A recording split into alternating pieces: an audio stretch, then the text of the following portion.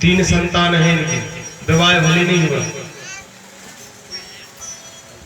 फिर जब गृहस्थ जीवन में आए,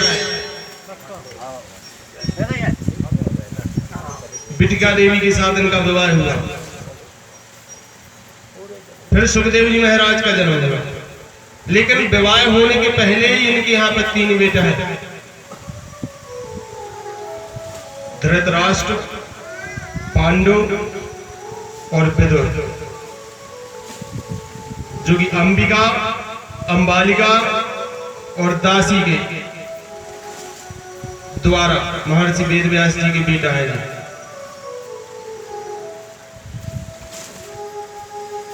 शास्त्रों में ऐसे अनेक पात्र आते हैं जिनके लिए हम ब्रह्मचारी ही जानते हैं, बल्कि उनके बेटा है।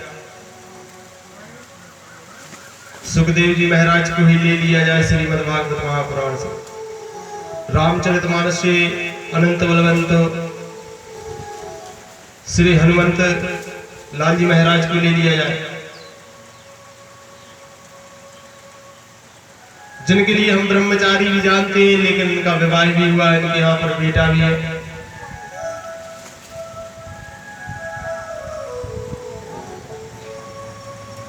वाल्मीकि रामायण के दूसरे अध्याय के 19वें श्लोक में हनुमान जी महाराज का विवाह है सूर्य की पुत्री सुवर्चला के साथ हुआ।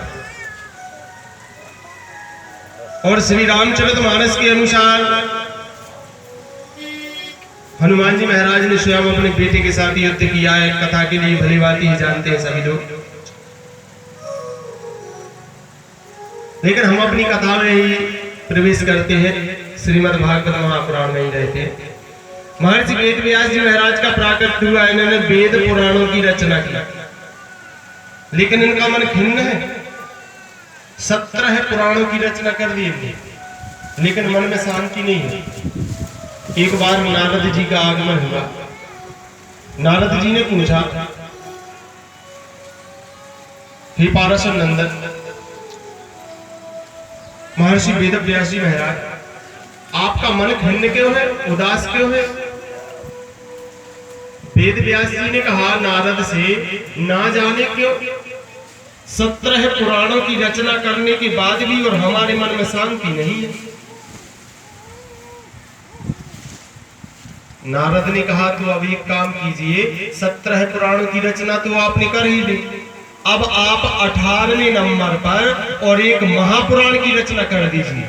अभी तक आपने पुराणों की रचना की है, अब आप एक महापुराण की रचना कर दीजिए और अपने पिताजी द्वारा दी हुए चतुश्लोकी भागवत और वेद व्यास जी को दे दी। और महर्षि वेद व्यास जी महाराज ने गणेश की सहायता से और 18वें नंबर पर महापुराण की रचना कर दी।